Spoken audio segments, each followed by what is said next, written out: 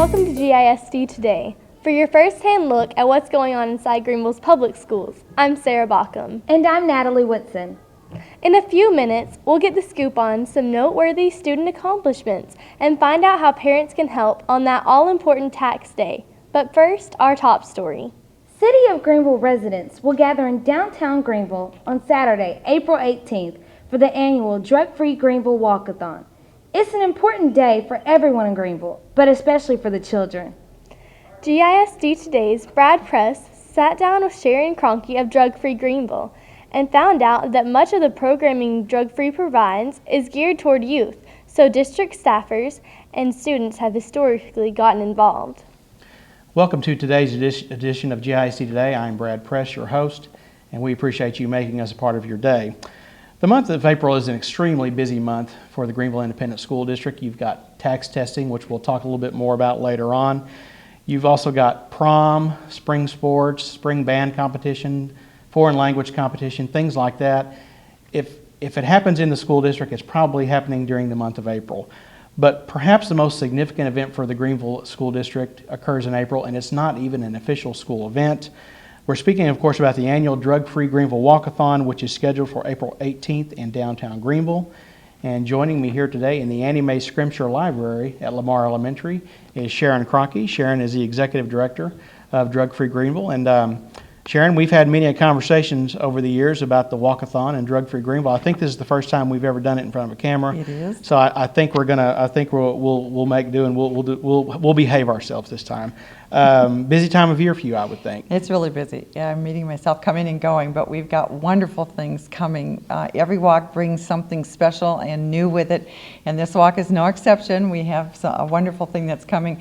I don't know if you've noticed that we have new orange t-shirts that we are all wearing. I've not seen those yet. On the orange t-shirts, our little man that we call Mr. Walkopoly is being dragged off to jail. Oh, no. And so we are using the theme of staying drug-free and staying out of jail. But because we have the jail theme, we decided that we should have a jail at the walk this year. So for a mere $1, you can buy yourself a stay out of jail policy, which of course is a get out of jail free card from the Explorers. Or you could put somebody in jail for picking flowers on Marvin's Gardens or something like that. So it's fun. Well, before we go any further, I do want to provide our viewers with just some basic information about the walkathon. The 21st annual Drug-Free Walkathon is set for Saturday, April 18th in downtown Greenville. Registration begins at 8 a.m. and the warm-up, which is followed by the walk, begins at 9 a.m. Just like in prior years, this year's walkathon features a Walkopoly theme where the route is similar to a giant game board and all walkers are the playing pieces. After the walk, Appetite Alley at Taste of Greenville will again host hungry walkers with extended hours until, I believe that's 1:30 p.m. Yes, it is. Okay. Local restaurants will participate, and walk participants can use taster tickets to sample their favorite dishes. And most importantly, all proceeds from the walk benefit Drug-Free Greenville, the volunteer organization that provides extensive prevention programs for local schools as well as business and industry.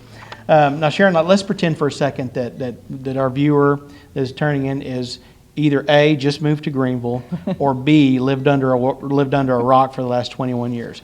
Explain the concept of the walkathon. Tell me exactly what the walkathon is. The walkathon is really stellar prevention. It did start out to be, and continues to be, the focus of our fundraising, but it's much more than that. It's gone way beyond that. It is our single largest prevention event each year. Last year we had 2,500 people at the walkathon, which for our community is a very considerable number. The reason it works so well is because it's geared to be a multi-generational event. So moms and dads, grandmas and grandpas, aunts and uncles can walk with their kids and walk with the statement, making the message that it is better to live drug-free. And it's a powerful thing to do something together with 2,500 other people, all believing in the same thing. It's a very powerful message. And after you walk the walk, and this is not designed to be a killer walk, it's designed to be a walk that's doable for anybody. And even if you can't do the whole 4 miles, you could do whatever part of it is comfortable for you and do it with your kids.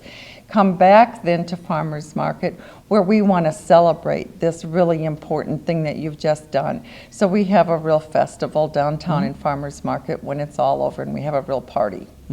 Well, now, and as I said before, this is not an official school event, but Greenville ISD students and also Greenville ISD staff have historically gotten involved in the walkathon. Why do you think that's so? Well, I hope the reason that they've done it is because it's really important. First line prevention happens at the school. It happens where the kids are, and it happens with the teachers, and it happens with the principals. And there would be no point in our having a walkathon if we weren't going to be in the schools with the message at the same time. We would lose it as a teaching tool. So what we've invited the principals to do, and they have been wonderful with meeting this challenge, we have invited them each to come up with a challenge for their school. A challenge that is something that can be met by their students. If my campus raises so much money, I will do X, Y, Z. And those challenges actually begin tomorrow, and we will start playing out the different challenges at the different campuses. But the important message through all of this is that the principal is willing to do this at whatever campus, because that principal believes in her or his students so much and wants them to grow up drug-free so much that they're willing to do this. So they continue to say that message so that the message is there. Right. One of the reasons why we wanted to have you on today is not just to talk about the walkathon, but I wanted to talk about programs. I think one thing that the public, a lot of people in the public probably don't realize, even when they're supporting Drug-Free Greenville, even when they're going out to the walkathon, I don't think they realize the number and quality of programs that Drug-Free Greenville provides to the community within the Greenville schools. Let's talk a little bit about some of the programs that Drug-Free provides in Greenville ISD. Okay. I know that most people are fairly familiar with Red Ribbon, and Red Ribbon for us is a huge push within the school system because we take the entire month of October and focus on drug prevention at every campus in multiple ways. So during that time we have assemblies, we have activities, we have specific campus celebrations or kind of a participatory program that happens. For instance, at the middle school, they work getting what we call the Crack Kills Egg Drop Challenge ready. And they learn about how to drop a raw egg from a height and how to protect that egg. But at the same time, they're learning drug prevention messages and information. And then we go out and we drop the eggs from a bucket truck and have a big contest when we're doing it, and it's fun. So it's a fun way to learn the message. There's prevention baseball, there's the kite fly, there's the Heroes program. And the Heroes program happens in 3 separate phases, because the first part is we make the Heroes cards of the first responders, and GMS teacher Lori King takes those photos for us. We turn them in to like baseball type cards. On the back of the cards are prevention baseball questions, which are drug fact questions, so that the kids become familiar with that information. Then in order to collect those cards, the second phase happens, and that's Heroes Night. And at the time that we do Heroes Night, we have all the first responders in one place where the community and our community's children can go and collect those cards from the card holders, get their autographs, shake their hand, appreciate the job they do, and then they take them back to the classroom and they play a kind of bingo with the cards. Then the third phase kicks in, and the winning classes from each school get to go to a lunch with the heroes. That will happen in May. And that's a well sought after prize, because not only is it really special to get to go to lunch and sit at a table with a police officer or a firefighter or emergency medical personnel, they get to the site via a bus ride with a police escort, and that's the part that's really the exciting, fun part. My kids' class won this year, so cool. I can testify that riding the bus to the event was the coolest thing of the whole day. Good. These programs that you've mentioned are very, I think people that live in Greenville are very aware of them. The Kite Fly in Greenville is an event that gets a lot of publicity. Red Ribbon Week is an event that is a week long of events that gets a lot of publicity. the Heroes event is an event that gets a lot of publicity. I think people are aware of these programs, but I don't think sometimes we realize what all goes into putting those programs on. If you were to have to put a dollar figure on the programs that Drug-Free invests in the community through the schools, what would that dollar figure be roughly? Well, it can be figured several different ways. And one of the ways to look at it is to look at the dollars we spent last year, just in 1 year, and look at them in terms of those costs that are allowable against program costs. Now, for instance, you can't allow rent and office maintenance because we don't do the programs for the most part on site. We do them in the schools. Right. So there's a part of that budget we cannot cost out. But the great majority we can, because it is geared toward the programs. If you take that money, a good 90% of that is earmarked for the GISD. And last year alone, we spent $75,000 on programs for the GISD. Wow. Now that figure, that probably doesn't include, or maybe it does, you can correct me, that probably doesn't include the cost that you can't add. I mean, that probably pays for just the supplies and materials and things to get the programs going. That doesn't pay for all the volunteer hours that goes in, I'm not telling you about in-kind. Right. No, if you got into in-kind, that would be several $100,000 Wow. that is invested into the program because there is so much that is donated. And when we are in a Shattered Dreams year, which we are just approaching, we have just begun plans for our next Shattered Dreams, which will happen in February. That year will be huge because of what is donated back to the program in order to do Shattered Dreams at the high school. How did we have these programs before Drug-Free Greenville came along? Or if we did, how were we able to do We didn't. Yeah. We did not have them. I can't think of any of these things that we are doing today that existed 20 years ago in the school district. We just flat out didn't have it. See, and I would think for a lot of people whose kids have gone to Greenville ISD schools for the last 9-10 years, like maybe the parents of a senior perhaps, they probably can't imagine it any other way. And that's good, though. I mean, that's good that they can't imagine any other way than that. You may have mentioned this before. Is all of the money that Drug-Free Greenville raises during a given year, is all of it raised at the walkathon? No, most of it is raised most of the operating cost is raised actually at the time of the walkathon, but it's not raised necessarily with the walk. Okay. It's the signs that you see out in front of Walmart right now when we call that Walkopoly.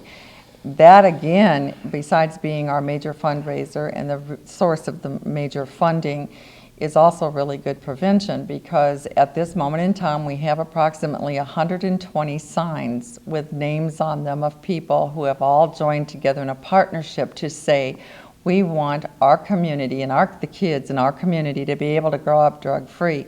And because we want that so badly, we're willing to make a donation and put our name out here for a month. And that's powerful also. Yeah.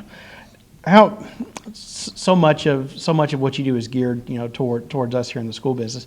How have you found the cooperation and the participation from not just the Greenville ISD principals, but the teachers? How have you found that to be over the years? It's wonderful. It's absolutely the only way that it even works. There's no way that Drug-Free Greenville, no matter how good the program was or how effective the program could be, it wouldn't happen without the teachers, without the principals, because prevention happens at the school level. And so without them, we wouldn't have a program at all. The program I was talking about earlier about the Heroes Lunches, for instance, that couldn't happen without the GISD being an integral part of that program because the nutrition services provides the boxed lunches. The transportation department provides the bus rides. We couldn't do it without the partnership with the GISD. It's very significant. You mentioned a few minutes ago, you mentioned campus challenges. Let's talk a little bit more about the campus challenges. We have some very interesting challenges that have already formulated for this year. I think we're going to see these on the screen while I mention them. For example, Crockett will be featuring Barnyard Madness if the campus reaches its goal. Principal Jennifer Stout or Assistant Principal Chrissy Youngblood have committed to kissing a cow and a pig. Yuck. Carver's Field Day will include a water slide on the hill at the back of the school. Kids will be able to go down the slide on tubes, as will some of your braver teachers. If Carver meets its goal, Assistant Principal Bobby Bowen will try the slide as well. I wonder if anybody has told Bobby that yet. If not, she's finding out about it now. The Greenville 6th Grade Center has sold Blue Jean passes to students and staff for $3. The passes will be good for use on Thursday, April 9th. If the school raises $500, the principal of the school, David Gish, will lead a team of staff members for a students versus staff volleyball game that same day. And breaking news, they did reach that goal. They are having the game. I found that out today. Great. At Bowie, the school is going to put out 6 buckets, one each for assorted staff members on the stage during lunch with the staff members' pictures on them. Students will put money in the bucket of the person they want to have blue hair on Friday, April 17th. Lamar's PE teachers are constructing what Principal James Evans terms a special vehicle. James is always very mysterious. Special vehicle that will allow Lamar students to tube in the hallway during PE classes and lunch periods. Cost of a ride on the vehicle, of course, will be a donation to Drug-Free Greenville. And last but not least, Travis is having a visit from Hannah Banana, which I believe is the principal dressed like Hannah Montana. And a child from each grade level gets to be principal for a day. And once again, I think teachers are eating some disgusting stuff if all goals are met. So the teachers probably hope the goals aren't met so they don't have to eat disgusting stuff. That's great fun. But that's just some of the challenges that we have going for this year. Finally, what about on walk day itself? I know you see a little bit of everybody there, but do you see a lot of teachers and kids on walk day? Yes, we see huge numbers of teachers and kids. We have had actually whole classrooms that have come down as a unit. There's a certain kindergarten teacher that is famous for making her kids shirts, and they come down as a classroom. They've done that several times. It's very important. There's a message that is given to a student when a teacher will say, I'll meet you at the walkathon, and you come and you find me because I'll write your name down, and maybe they'll get special credit, maybe they'll get something for it, but I'm willing as a teacher to go down and meet you at the walk and do this with you. That's a powerful statement that's made by that teacher, and it's a really important statement. Right. Well, I just want to remind everybody that every penny that the organization spends on these programs is raised in Greenville, and it is spent here in Greenville, most of it during the walkathon. Sharon, we appreciate you visiting with us today. Good luck this next weekend at the walkathon. Hope it goes well. We appreciate you joining us. That will wrap up our visit with Sharon Kroenke. For now, let's kick it back over to Sarah and Natalie. Welcome back to GISD Today. Before we tackle the TAKS test, let's check out what's making news in Greenville ISD. Several Greenville High School students have made the All-State Choir or advanced to state-level solo and ensemble competition. Greenville Middle School and 6th grade center students hosted the recent UIL academic competition and also managed to rake in numerous awards. Several local residents who make a habit of focusing on Greenville's public schools received a bit of praise recently from local PTA leaders. And a GHS freshman softball player started the season off right by pitching a no-hitter in her varsity debut. For more details on these items and for more news, check out the district's website at greenvilleisd.com. To keep up with what's going on at Greenville High School, visit the GHS Online student newspaper at lionledger.com. And now, let's send it back to Brad Press, who has some special guests for us. We talked earlier today about the month of April being a very important month for the school district because it being the month there, with the Drug-Free Greenville Walkathon. It's also an extremely important month because April, the end of April, more specifically, is when the second round of TAKS testing rolls around. TAKS, of course, stands for the Texas Assessment of Knowledge and Skills. It is the state assessment test that is given to all students in grades 3 through 11. And joining me today to talk about the next round of TAKS tests are two of Greenville ISD's finest educators. First, I have with me Nelda King and then with Vanita Hickman. Nelda teaches 3rd grade here at Lamar Elementary, and Vanita teaches reading at the Greenville 6th Grade Education Center. We'll start with you, Nelda. What is this time of year like for students? It's a busy, busy time of the year for students. Very busy. Sometimes stressful. Mm-hmm. They've been working all year, preparing themselves for this time, and it's finally gotten here. So especially the last week or two, they're just really, really busy trying to make sure they know everything that they need to know in order to pass the TAKS. It's also a busy time of the year for teachers. Let's Right. don't forget them. Right. Because we are busy, and stressful trying to make sure that the students have all gotten the knowledge and the skills and the strategies that they need in order to pass the TAKS. That was actually my second question. Oh, really? No, that's good. Was what is this month like for teachers? Before we go any further, we do want to take a look at what the testing schedule for the remainder of the year. I think we've got this up on the screen right now. April 27th is the exit retest in social studies for grades 8, 10, and exit. April 28th through 30th is exit retesting. Also on April 28th is math for grades 3, 4, 6, 7, and 10. April 29th is reading grades 4, 6, and 7, and math exit level. On April 30th is science grades 5, 8, 10, and exit, and math in grade 9. Again, some very important tests, and I know our teachers and students are A, looking forward to the test, and B, looking forward to the test being gone. Vanita, I'll direct this question to you. I had a teacher tell me one time that sometimes kids are prepared for the test, but on test day, they come to school not prepared to take a test. What does that mean? That maybe the night before they didn't sleep well. You know, that happens to us when we're excited and anxious. Maybe the alarm didn't go off. Maybe there was a fight in the family. They didn't have transportation. All kinds of circumstances arise on those days, and prayerfully and hopefully they're good ones. Right. Well, that's one of the reasons I had you ladies on today. It's not so much, what can parents do to help their kids do better on the test, because I mean, one answer is they can make sure their kids study hard, do well in school, and then when test time rolls around, they'll be better prepared. But actually, are there some small things that parents can do, steps that parents can take to provide more for their children and to help them be more ready on test day? What do you think, Nelda? Well, hopefully they've been working with them all year long and encouraging them all year. But yes, there are some things on a few days before the test. The students always need that little extra boost, the little encouragement.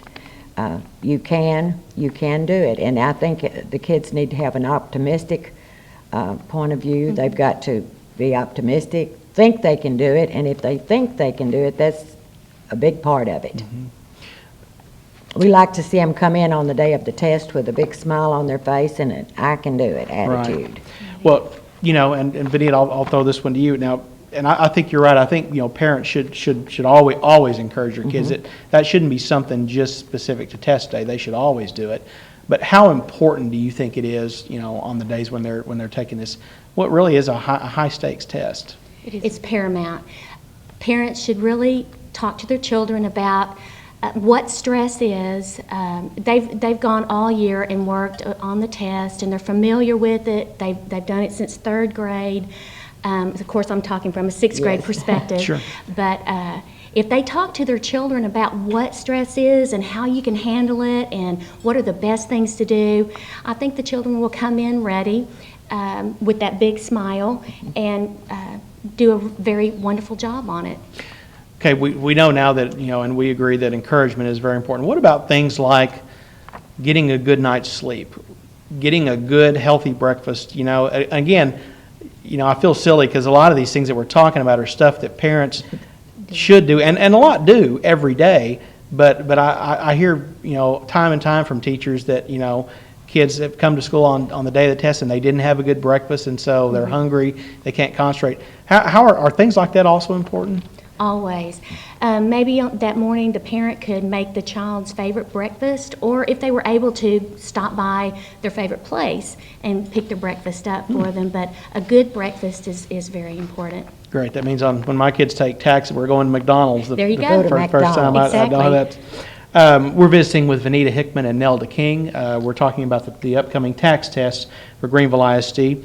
Nelda, are there some techniques that you use to help students cope with nerves and worrying about the test? Are there some techniques? Really, there are some techniques you can use, and I start off my classroom in the morning when they come in with a calm, quiet environment in the classroom.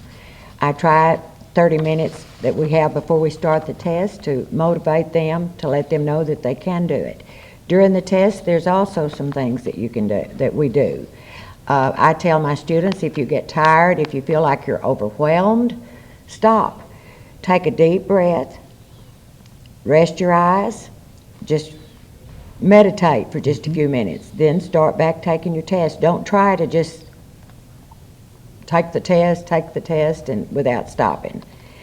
Also, I had one student this week tell me about she was going to play therapy. And I said, just what is play therapy? And it is, she's going to this therapist that is teaching her, she said, to help her to calm down and to not be so stressful while she's taking the test. She's teaching her breathing exercises, stretching exercises that can help her to calm.